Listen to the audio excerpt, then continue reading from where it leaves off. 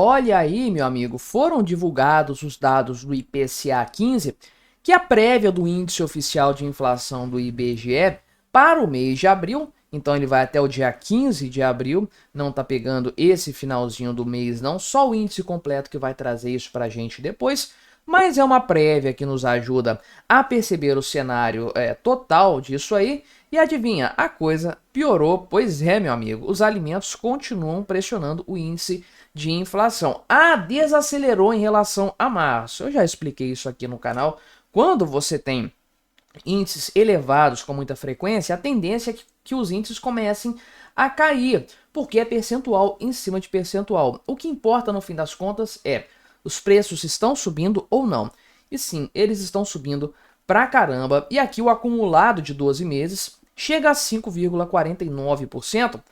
Dados do IBGE, que a gente tem que ter todo o cuidado do mundo para avaliar. Nem o Márcio Postman dá conta de melhorar o cenário para o governo Lula. Isso aqui é descontrole completo e a gente vai conversar sobre isso. Mas antes, não se esqueça de se inscrever no meu canal se você ainda não for inscrito. E se você quiser colaborar ainda mais com o meu trabalho, você pode se tornar membro patrocinador. É só clicar no botão Seja Membro aí embaixo, com valores a partir de R$ 1,99 por mês. Isso me ajuda bastante, pode ter certeza disso. Pois bem, olha só, IPCA 15 é a avaliação do dia 15 de um mês até o dia 15 do mês subsequente, então uma janela de 30 dias, porém não é um mês fechadinho. Tenha em mente então que isso aqui é uma prévia, provavelmente o mês de abril completo vai ter um índice diferente desse aqui, mas já vamos tirar essa prévia para tomar por base a realidade da alta de preços que nós estamos vendo por aí. Então, o índice de abril foi de 0,43%, dados divulgados hoje pelo IBGE,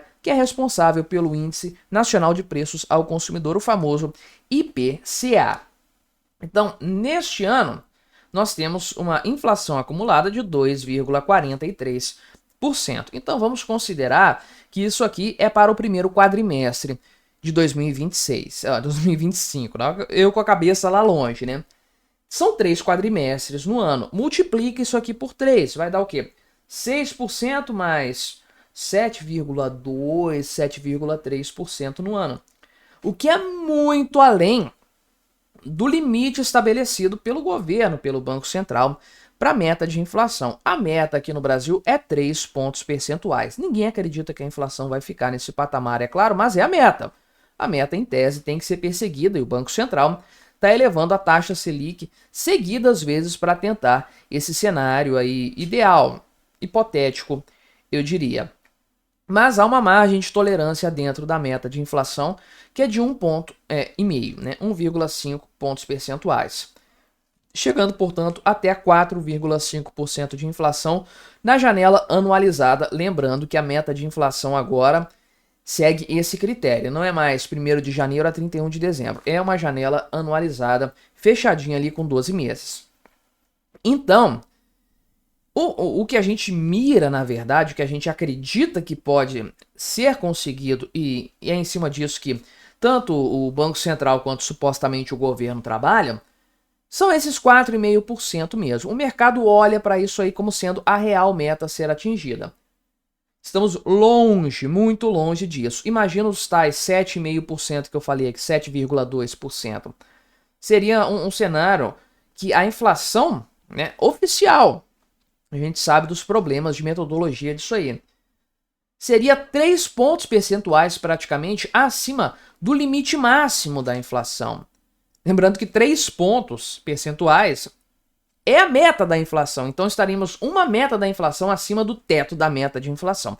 Só isso de descontrole com esse índice mantendo o patamar que manteve médio desse quadrimestre. Provavelmente não vai manter, porque a taxa Selic está mais elevada, a economia está desacelerando de fato, e o mês de fevereiro foi muito ruim, ele puxou bastante esse índice para cima. A tendência é que nós não tenhamos isso aí, mas certamente vai ficar acima da meta neste ano. Disso ninguém duvida a essa altura do campeonato. E na comparação anualizada, nós temos aqui 5,49%, comparação de 12 meses, que é um índice muito, muito ruim. Vamos olhar esse gráfico aqui, né, da inflação anualizada. É a janela de 12 meses sendo alterada a cada mês. E veja que a meta 4,5% foi ultrapassada aqui em novembro do ano passado. E desde então já são 6 meses. Essa meta não voltou, né? O índice anualizado não voltou para dentro aí nem do limite máximo da meta de inflação. Antes disso, beliscou várias vezes, né? Até me pergunto se de fato esse 4,47 aqui de setembro, né? 4,45 de julho, o que o IBGE fez? O diabo que o IBGE fez para conseguir chegar nesse patamar. Mas veja aqui, não apenas o índice de inflação desde novembro está anualizada está acima dos 4,5 permitidos pela meta de inflação, como neste ano, né, se a gente pegar de janeiro em diante, a inflação anualizada está subindo mês após mês. Olha que situação, meu amigo. Né? Subindo aqui, ó, escadinha, gradativamente subindo. E vai ficar alta ainda um tempo. Por quê? O que depende disso aí? É uma análise de uma janela de 12 meses, você pega ali os valores mensais e vai somando isso percentual em cima de percentual para ver quanto que vai dar no final das contas. Então, o mês de abril, lembrando, isso aqui é prévia da inflação, tá? Mas a gente está usando para fazer uma análise que é razoável, né? No mínimo razoável. Se subiu 0,43% aqui em abril, para ter aumentado o que aumentou, provavelmente a inflação de abril aqui não aparece. De abril do ano passado deve ter sido 0,2%, 0,3%. Então, qualquer coisa que ficar, no caso aqui na comparação de um mês com o outro, né, um mês de 2025, se ficar um pouquinho acima do mês de 2024 correspondente, o índice vai subir, ainda que seja uma desaceleração em relação a março, que de fato foi. Março já tinha desacelerado também em relação a fevereiro, né? Mas ainda que seja uma desaceleração em relação ao mês anterior, na janela anualizada, o que importa é a comparação com o ano anterior, com o mês do ano anterior. Aí, meu amigo, ainda que você tenha com essa discrepância aqui um índice que está praticamente 1 ponto percentual acima do limite do teto da meta de inflação, você teria que ter uma queda no próximo mês para puxar isso para dentro da meta de 1 ponto percentual em relação ao que foi no ano passado. Isso não vai acontecer, por mais favorável que seja o cenário de maio, e nada indica que vai ser tão favorável assim, a gente não vai ter uma correção tão forte. Principalmente porque o mês de fevereiro agora de 2025 foi muito ruim em matéria de inflação. O índice oficial marcou 1,3. Então, se tudo ficar muito bonito, muito controladinho daqui para frente, a gente só vai ter um índice voltando para o centro da meta, provavelmente em fevereiro do ano que vem, quando a gente tirar o fevereiro de 2025 dessa conta anualizada, né? Pois bem, o que está castigando mais o índice de inflação aqui, que a gente prévia de abril, né? Pois bem, tá dentro da expectativa do mercado, tá dentro aqui, tá abaixo do que foi março, beleza, a gente falou isso, mas principalmente alimentos foram os grandes vilões nessa história para variar, né? Tomate subiu mais de 30%, já tinha subido 12% lá em março, né? O grupo alimentação no domicílio subiu aqui, já tinha subido mais de 1% em março, subiu mais de 1% agora em abril também. Lembre-se, isso aqui é percentual em cima de percentual, então vai fazendo as contas de quanto que o preço subiu, né? O café subiu mais 6%, como se desse para continuar subindo, o negócio está exorbitante. O leite subiu 2%, né? Enfim, os bens industriais saltaram pra caramba. Isso aqui acaba pesando, no final das contas, para o consumidor final. Isso aqui, lembrando, meu amigo, né? O governo está se aproveitando da queda do petróleo para baixar o preço de combustíveis. Ainda com isso, a inflação está castigando e vai continuar nesse cenário. Infelizmente, não tem nada o que demonstre que essa inflação vai voltar tão cedo para o centro da meta. O Banco Central tinha falado que a inflação ia continuar assim acima dos 4,5%. Eu falei centro da meta, né? Esqueça, o teto da meta. O centro da meta nunca vai ser alcançado. Jamais vai ser alcançado. Mas o Banco Central tinha falado, não. Até meados de 2025 a inflação vai ficar acima do teto da meta. Mas tem análises privadas de bancos aí, salvo engano do Itaú, que mostram que, na verdade, esse índice vai ficar acima do teto da meta até o ano que vem.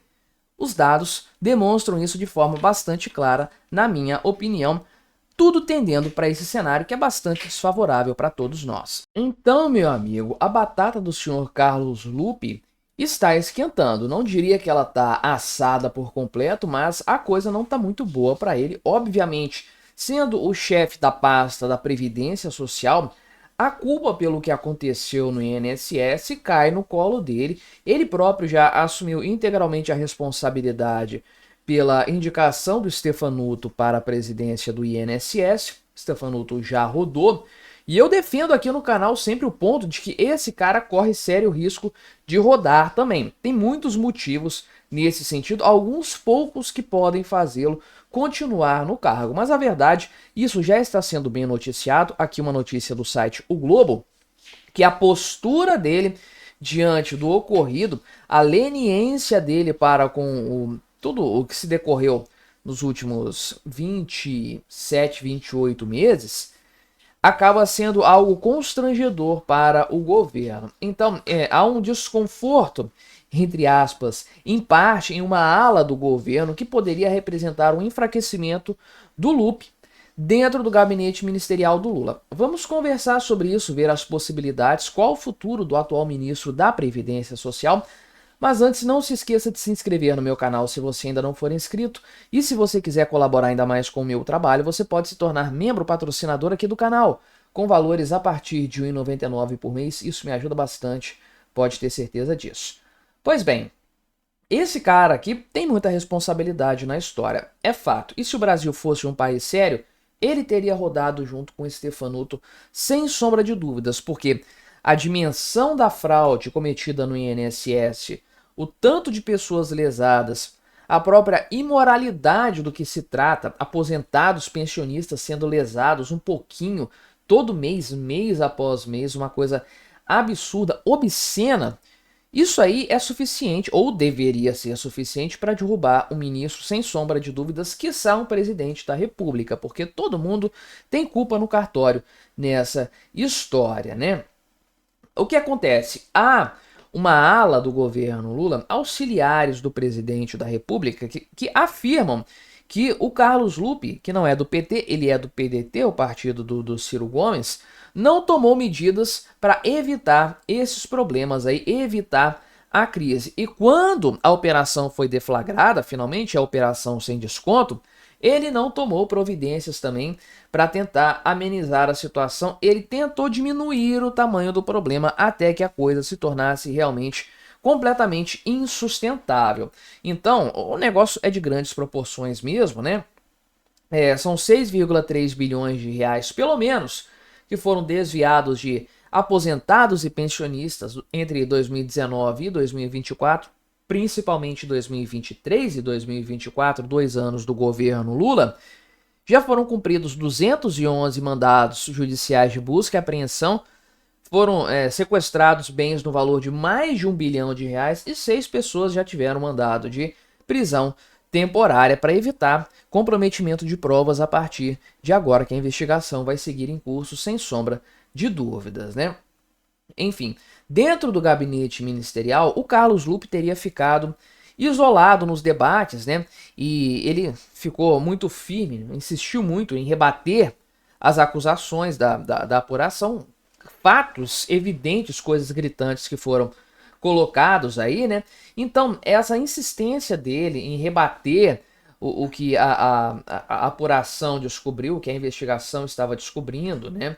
A abundância de provas, né? Isso aí causou um desconforto dentro do governo Lula, de acordo com algumas fontes, né? E então, supostamente, na quinta-feira, na manhã de quinta-feira, né? O Carlos Lupe teria dito que estavam tentando fazer uma carnificina e que demitir o Stefanuto não seria necessário. Bom, se ele disse isso, meu amigo, ele enfiou o pé pelas mãos, os pés pelas mãos, de fato, um absurdo completo. É claro que o presidente do INSS tinha que ser demitido. E agora que a gente sabe das informações do Tribunal de Contas da União, que o Tribunal de Contas tinha alertado sobre esses problemas lá atrás e o pessoal fez vistas grossas, aí, meu amigo, o grau de culpa se torna ainda mais evidente. Pois bem, Mas aí então, né, pouco depois aí, o Carlos Lupe teve que demitir o Stefanuto por ordem do próprio Lula, que já estava sentindo a água bater no bumbum a essa altura do campeonato, já estava medindo o tamanho do prejuízo para a sua imagem pública que esse caso iria causar, né? Então, lembrando, isso aqui tudo rolou na quinta-feira, meu amigo. Aí a Polícia Federal nas ruas, indo para todo lado ali, investigando, prendendo, enfim, cumprindo mandatos aí e tudo mais. Logo de manhã, o Carlos Lupe foi chamado para o gabinete ministerial para uma reunião com o presidente da República. Aliás, foi lá, foi uma reunião no Ministério da Justiça com o Lewandowski, né? Isso, eita nós. O ministro da Justiça, né? Ele é péssimo ministro da Justiça. Encabeçando a reunião, o diretor-geral da Polícia Federal, o Andrei Rodrigues, estava presente. O Sidônio Palmeira, da comunicação, que é claro, tudo no governo Lula é uma questão de comunicação. Como disfarçar o problema, como enganar as pessoas, como fingir que não está acontecendo uma crise. Sidônio Palmeira estava lá com essa finalidade, né? E o CGU, que é o Vinícius Carvalho. E aí nessa reunião, ele teria, o Carlos Lupe, adotado uma postura defensiva, o que acabou irritando os seus pares, os seus colegas. Parece que o negócio virou uma discussão acalorada, né? E aí os colegas amados dele aí acabaram apontando para o fato inegável de que havia problemas enormes de gestão dentro do INSS. O escândalo realmente é repugnante, é assustador, é absurdo. Não sei se na história recente aí da República a gente viu uma coisa tão escabrosa como essa. Ah, porque o mensalão, porque o petrolão. Meu amigo, não houve prejuízo direto a pessoas pobres, inclusive, como esse caso aqui. O negócio realmente é de outro mundo, isso aqui é de outro patamar, né? Então, a coisa aí acabou escalando mais ali as discussões e etc, né? Tem aqui, né, o negócio dos aposentados ficou bastante claro e o INSS foi alertado. Parece que a Controladoria Geral da União também tinha alertado isso, o INSS não fez nada, não agiu de fato, né?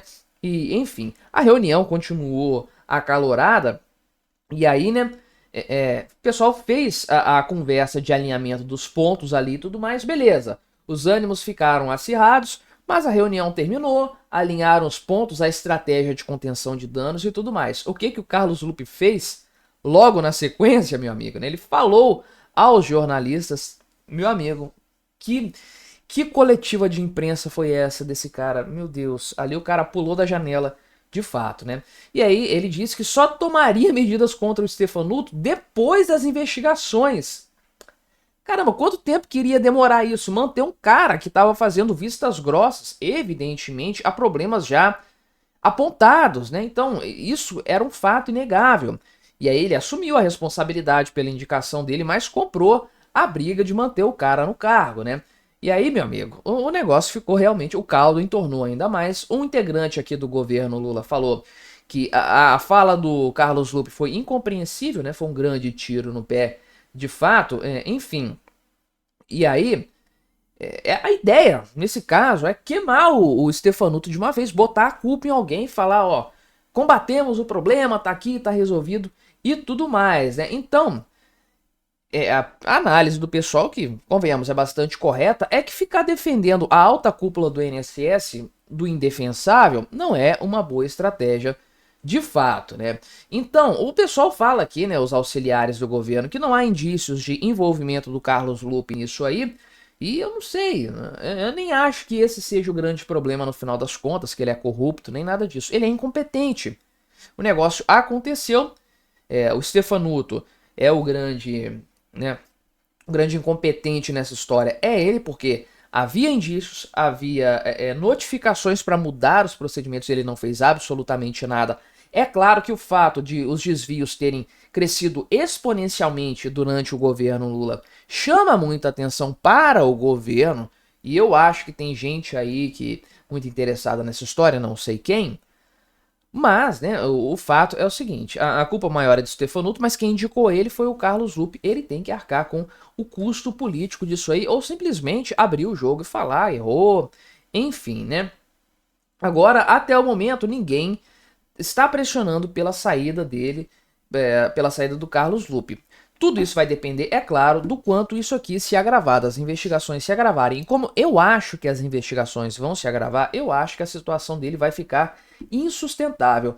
Também, pela velocidade com que o Stefanuto foi tirado do cargo, esse cara não vai durar muito também não. O grande problema para o Lula nessa história, acredite ou não, é que ele não vai conseguir ninguém de peso, de qualidade, de capital político, né? Qualidade política, de capital político para colocar no lugar desse camarada que vai passar mais uma vergonha com o ministério vago. É, meu amigo, quanto mais fundo o pessoal cava, pior a situação fica para o PT, para essa corja toda, para esse bando, né, meu amigo? Essa altura do campeonato, eu acho que não é absurdo falar isso. Olha só, situação do INSS um pouco mais atualizada. Estou gravando este vídeo aqui na noite da sexta-feira, dia 25.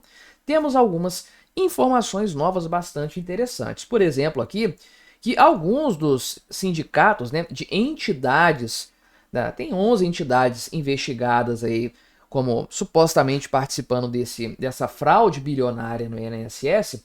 Tem 2 sindicatos aqui que estão ligados ao PT e ao Centrão, a base de apoio ao governo Lula. Quem poderia imaginar que isso iria acontecer? Para por aí? É claro que não. O governo Lula recebeu suspeitos de fraudes aí no INSS, pessoas e grupos, né, participantes disso aí, pelo menos 15 vezes, meu amigo, desde o início desse atual mandato. Então o pessoal tem, de fato, aí, né, uma participação bastante tranquila, bastante fácil com a turma do INSS, com a turma da Previdência Social, o ministério lá do Carlos Lupe. E aí o pessoal entrou com aquela história, com aquele papo, né, de que não, as fraudes aconteceram no governo Bolsonaro, foram descobertas agora no governo Lula. Então Bolsonaro frauda, o Lula combate. Mentira! 64% dessa possível fraude aí no INSS aconteceram nesses 2 anos de governo Lula. Então 2/3 da fraude aconteceram nesse pedacinho de governo Lula apenas, fora 2025 que não está nesses números, nesses dados aqui, né? Também é importante frisar que o Congresso Nacional revogou lá em 2022 uma lei que havia sido sancionada pelo Bolsonaro em 2019, que dificultava esse tipo de golpe de acontecer, né? Esse tipo de cobrança, esse desconto, né? Logo no finalzinho de 2022, o desconto foi extinto, né? O Congresso Nacional extinguiu isso aí, claro, com o lobby dessas entidades e com o apoio dos parlamentares do PT que encabeçaram essa história. Nos anos seguintes a coisa disparou de fato, né? Enfim, isso aqui obviamente atinge o eleitorado do Lula, enfraquece ainda mais o Molusco, que tá cada dia pior, tá capengando em seu capital político. Vamos conversar sobre isso, né? Já são 2 minutos, quase 3 minutos de introdução ao vídeo aqui, mas antes não se esqueça de se inscrever no meu canal se você ainda não for inscrito, e se você quiser colaborar ainda mais com o meu trabalho, você pode se tornar membro patrocinador do meu canal, com valores a partir de R$ 1,99 por mês. Isso me ajuda bastante, pode ter certeza disso, né? Pois bem, então, desses sindicatos aqui, das entidades, são 11 entidades investigadas, 2 sindicatos aqui, né, a Confederação Nacional de Agricultores Familiares e Empreendedores Familiares Rurais, CONAFER, é ligada ao Centrão. Já aqui a CONTAG, que é a Confederação Nacional dos Trabalhadores na Agricultura, é historicamente associada ao PT, né? Então, de fato, esse negócio aqui da fraude no INSS casa certinho com o fim da contribuição sindical que aconteceu ali no final de 2017. Importante frisar isso aí, né? Tem aqui o caso de quem, né? Do senhor aqui, André Fidelis, né? Que é do CONAFER. Esse sindicato é um sindicato bastante forte, bastante importante, inclusive dentro desse escândalo todo aqui, né? E, enfim, esse cara é ex-diretor de benefícios do INSS e tem, de fato, aqui, né, um elo muito, tinha, né, até então, um elo muito grande com esse CONAFER. Ele foi exonerado em julho de 2024 também por suspeitas de fraudes envolvendo aposentadorias. E enfim, né? Ele, de acordo aqui com o que se fala nos bastidores do INSS, ele se gabava de não responder ao Stefanuto, né? Fazendo aí também as suas decisões de forma própria. Enfim, o governo recebeu, de maneira geral, né, várias organizações aqui. Eu vejo que a CONTAG teve várias visitas ao governo e a CONAFER também, né? Tem esse Sindinap também participou aqui, né? Esses em laranja aqui foram reuniões diretamente com o Stefanuto. E veja aqui também, né? Esses são os ministérios que receberam, os órgãos que receberam as reuniões, mas tinha gente grande participando. Olha aqui, o Wellington Dias participou também, o Carlos Lupe participou de reunião. Esse pessoal tinha bastante penetração no governo Lula, de fato, como os números mostram aqui, né? A questão dos valores, aí já é algo que está bastante pacificado, mas vale a pena a gente falar também. Veja que a gente tem um gráfico aqui dos descontos, né? Dos repasses indevidos. E aqui o negócio vem desde... eu não sei se esse total aqui são repasses indevidos. Pelo valor que falaram, eu acho que são os indevidos sim, né? Mas, olha só. Até porque falam que 98% não tinha autorização. Então, na prática, tudo aqui não estava autorizado. Quem que vai autorizar? Quem que vai autorizar desconto na aposentadoria para sindicato? O pessoal levantou essa questão, né, recentemente na internet, né, que o irmão do Lula é diretor do sindicato de aposentados. Por que aposentado tem sindicato? Sindicato é para trabalhador. Aposentado não é trabalhador, pelo menos não, ou no que se relaciona, né, ao seu benefício. O cara pode ter uma função lá, um trabalho, mas aí nesse trabalho ele vai ser representado pelo sindicato daquela categoria e não por um sindicato de aposentados. Mas veja que aqui, né, no governo Lula, a coisa subiu de maneira exponencial. Exponencial mesmo. Olha esse gráfico aqui. Então, né, no último ano do Bolsonaro, 706 milhões de reais foi o valor dos descontos. Isso praticamente dobrou em 2023, que é esse ponto aqui, 1 bilhão e 300. E de 2023 para 2024, mais do que dobrou, 2,8 bilhões de reais. Meu amigo, uma coisa escandalosa de fato, e não dá para desvincular isso aqui do governo Lula. Isso aqui é culpa do governo Lula. As condições foram criadas para isso, seja por meio de brechas legais, por meio do apoio explícito que o governo dá a associações e sindicatos do tipo, no sentido deles quererem voltar a ter a grana que eles tinham no passado antes da reforma trabalhista, lá nos tempos do imposto sindical, seja também porque os órgãos de controle e a sistemática do INSS, tudo isso tornou mais fácil, mais favorável, mais propícia para a corrupção acontecer de fato, como, meu amigo, aconteceu bem pra caramba, bem para esse pessoal aqui, é claro, né? Na época do Bolsonaro, havia sido feita aqui, né, uma lei, né, uma mudança aqui, deixa eu ver, né, a questão da obrigatoriedade, basicamente era isso, a obrigatoriedade de os sindicatos comprovarem a autorização dos filiados, né, a cada 2 anos para manter desconto em folha. Você sabe que lá no passado o sindicato não precisava de autorização, né? Isso já era algo obrigatório. E então foi estabelecido isso no governo Bolsonaro, né? Pode ter o desconto, mas o indivíduo aqui, né, o filiado, tem que comprovar, né, tem que haver a comprovação de que o filiado autorizou expressamente esse desconto.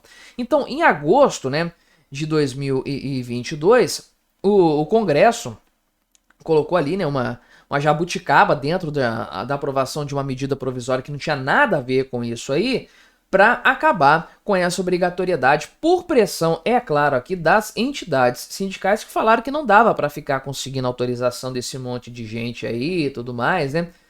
Enfim, realmente dá para ver que a situação foi toda planejada, toda azeitada, principalmente com a esquerda brasileira, com o PT, para lesar os velhinhos, para lesar os aposentados, não há dúvida de fato desse ponto, né? E enfim, a análise que está sendo feita agora, muito correta, muito acertada, é que essa história toda essa situação é um grande baque para o Lula. Eu não chego ao ponto de falar que ele, o Lula, agiu de forma corrupta nesse caso, ganhou dinheiro nessa história. Eu não chego a esse ponto, mas é evidente pelo que a gente tem agora. Pode ser que tenha, sim, ele tenha um dos 9 dedos dele por trás dessa história, sim, enfim. Não descarto também não. Jamais botaria minha mão no fogo por ele.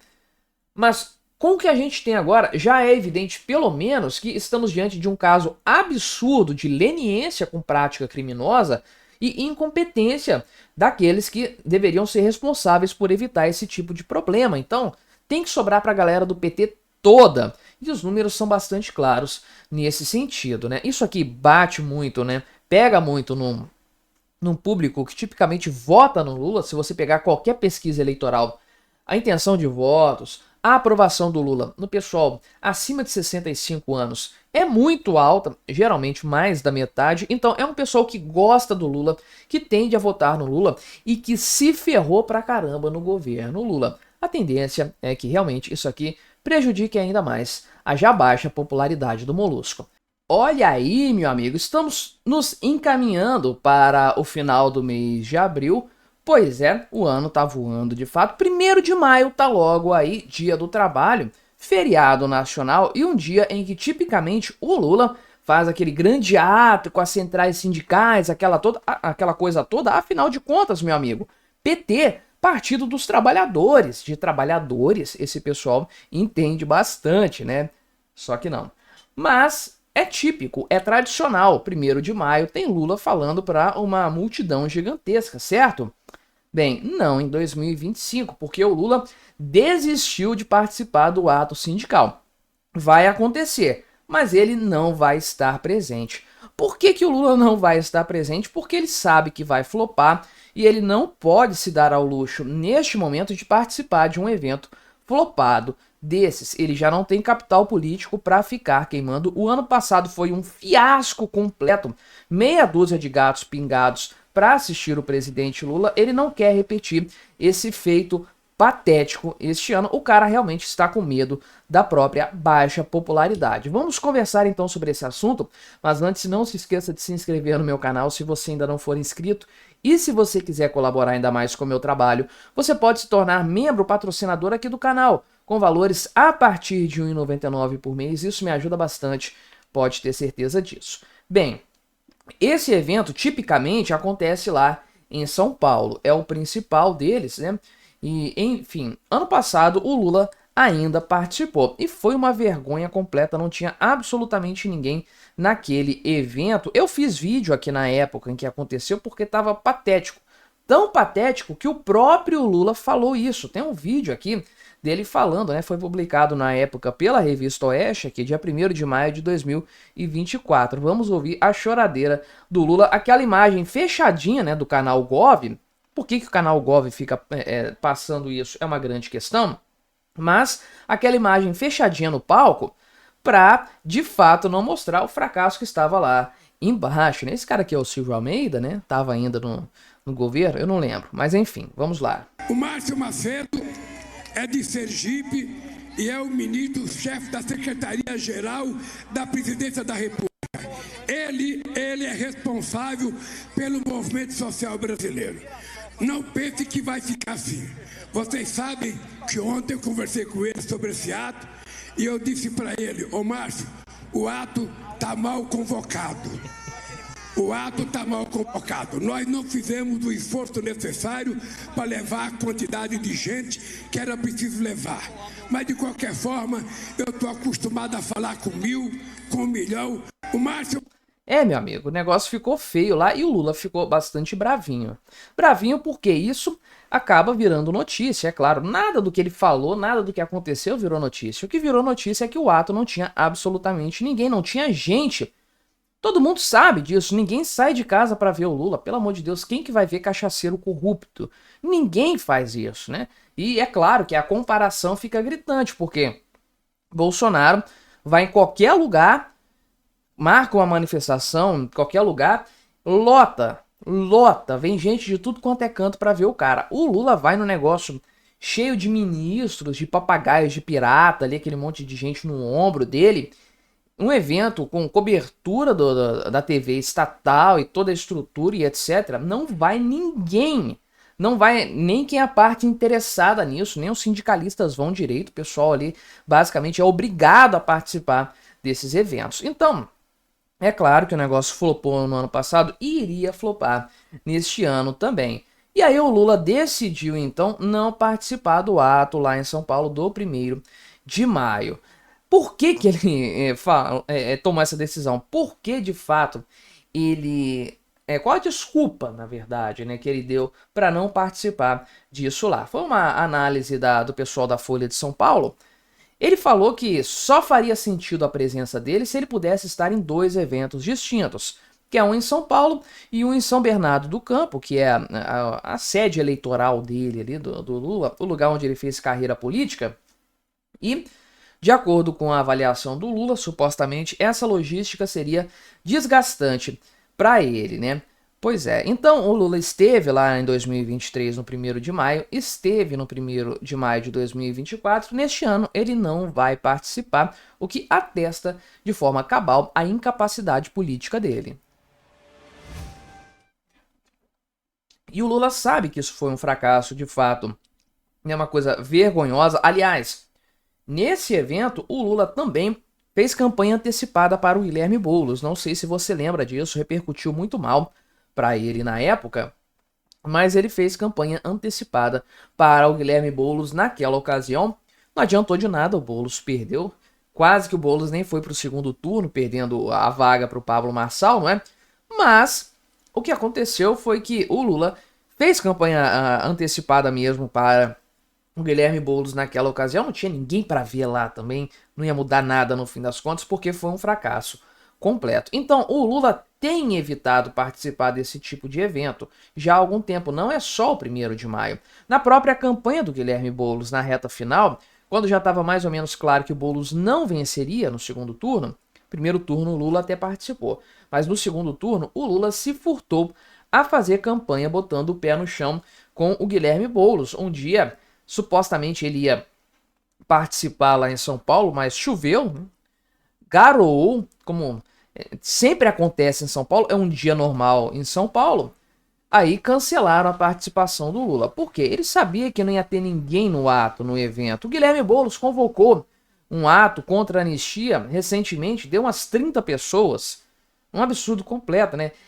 Replicaram o ato no Rio de Janeiro, não tinha ninguém no ato para aparecer na foto. Então esse pessoal não junta gente. E tudo bem, o Lula não juntava gente na época da campanha também. A gente sabe disso, a gente viu as imagens. Mas agora é diferente. Por quê? Porque o Lula já está muito desgastado do ponto de vista político. Ele já queimou o capital dele todo nessa história.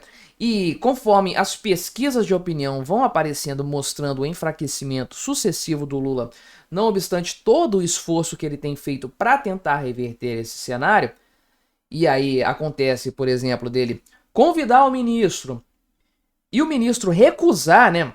O deputado convidado para o cargo de ministro recusar o convite do Lula. Isso vai mostrando o quanto que ele não tem capital político disponível mais para perder. E aí o Lula fez as contas, avaliou a situação e percebeu o seguinte: ele não vai ganhar absolutamente nada indo lá no 1º de maio e vai perder muito mais se ele for lá. Um evento que provavelmente vai ser flopado, não adianta anunciar a presença do Lula, ninguém vai participar disso aí. Então, ele percebeu de forma bastante clara que protagonizar mais um fiasco iria encher os jornais de notícias negativas a respeito dele.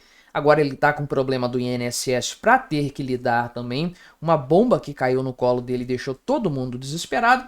O Lula simplesmente desistiu do 1º de maio deste ano. Então, pois é, o presidente do Partido dos Trabalhadores não vai comemorar o Dia do Trabalho por medo de se queimar ainda mais, o que é, no fim das contas, mais um atestado de incompetência política dele. Olha aí, meu amigo, Paraná Pesquisa segue torando o governo Lula. Pois é, agora uma pesquisa relacionada à percepção da economia. Como que os brasileiros veem a evolução da economia neste desgoverno Lula. E adivinha só? Pois é, a percepção piorou e piorou para um caramba. De fato, meu amigo, a maior parte dos brasileiros, por sinal, já não acredita que vai ter picanha e cervejinha no governo Lula, né? Um percentual bastante alto, inclusive, né? De fato, o percentual do eleitorado que acredita que houve uma piora financeira no governo Lula só tem aumentado mês após mês.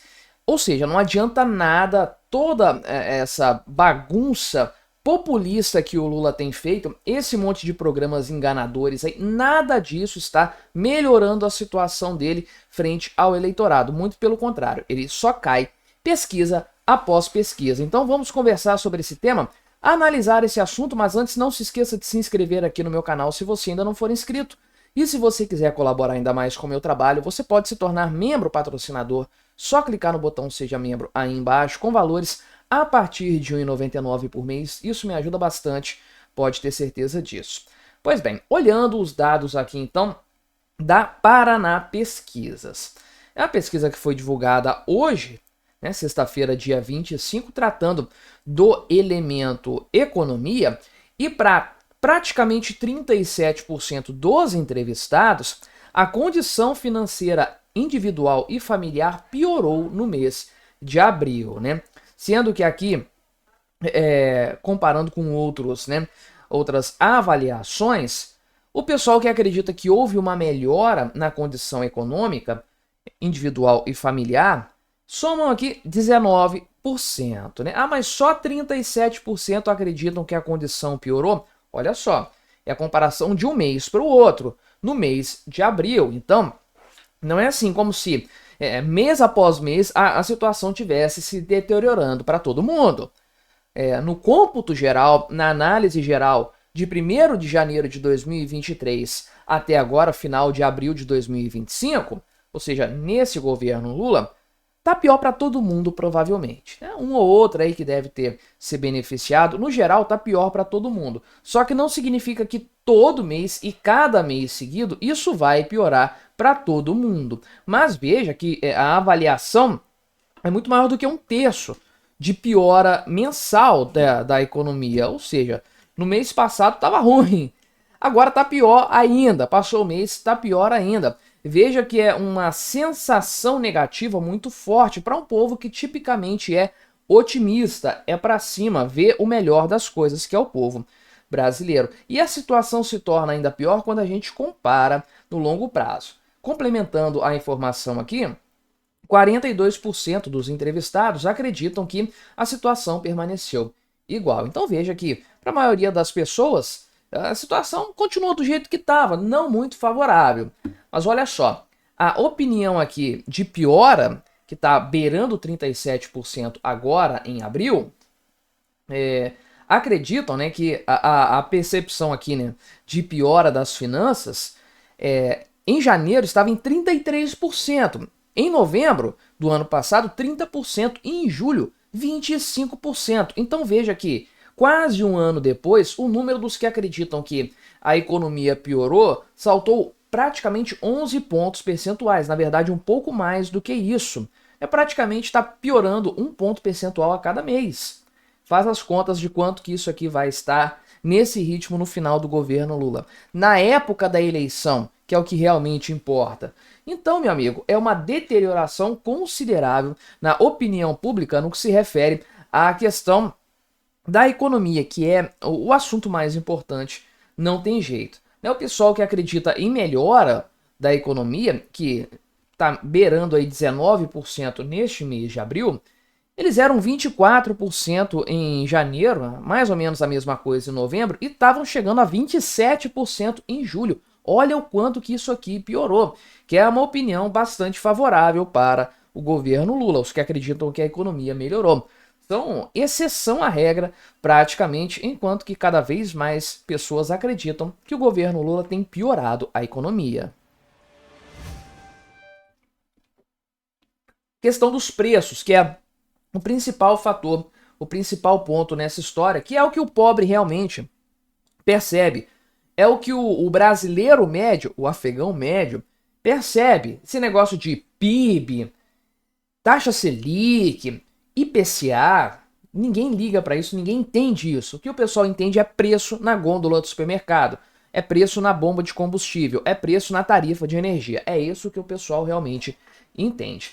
Veja aqui então que praticamente 3/4 dos entrevistados acreditam que os preços subiram durante o governo Lula nos supermercados. Pois é, só 7% acreditam que os preços diminuíram, sei lá por qual motivo.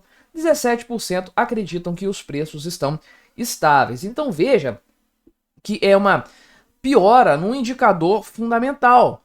Preço em supermercado derruba o presidente da República. Em janeiro, o número dos que acreditavam nisso era de praticamente 66%, ou seja, 2/3 naquela época. Janeiro, agora em abril, já saltou para 3/4, uma piora assustadora de maneira geral. E se a gente puxar lá atrás, janeiro de 2024, esse número estava abaixo de 50%. Então é algo generalizado, é uma percepção generalizada que obviamente enfraquece o Lula enquanto agente político, enquanto candidato provável para 2026. Perguntaram também a respeito da picanha aqui, né? Pois é, fizeram, aqui tem os gráficos para a gente ver, né? Principalmente esse gráfico da picanha, né? Olha só, percepção, né, sobre se a situação econômica até o fim do governo, não é por agora não. Se você acha que até o fim do governo você vai conseguir comprar picanha e cerveja com mais facilidade, 68% acreditaram que não. 25% aqui disseram que sim, e é aquela história.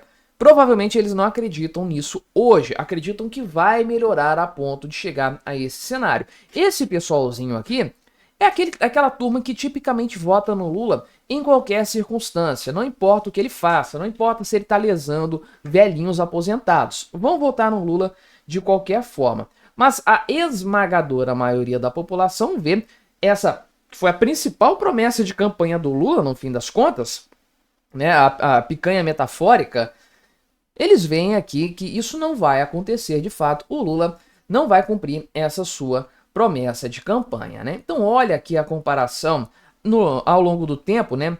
Como praticamente pesquisa após pesquisa, mês após mês, a percepção a respeito dos preços piorou consideravelmente, numa janela aqui de 1 ano e alguns meses, uma piora absurda de fato, que demonstra que as pessoas estão bastante incomodadas com o atual cenário econômico. E isso, meu amigo, realmente é um problema seríssimo para o governo Lula. Tem outros gráficos aqui também para serem vistos e tudo mais. O ponto principal realmente é a avaliação extremamente negativa da economia sob o governo Lula, que não é para menos. Esse é um péssimo governo em tudo, mas em matéria econômica ele tira a onda.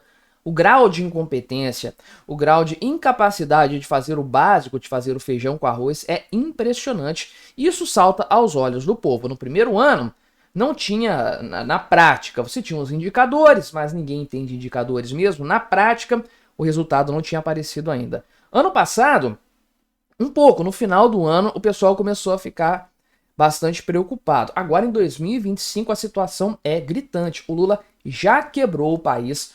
Eu fiz vídeos aqui falando que o Brasil não chega nesse ritmo a 2027. Todo mundo já está prevendo recessão para este ano, em 2025 ainda, e o povo brasileiro já acordou para a realidade. O Lula está, de fato, quebrando o país. Mas me diga aí, o que você achou da minha análise? Colabore com o nosso debate. Se inscreva no meu canal se você ainda não for inscrito e até a próxima.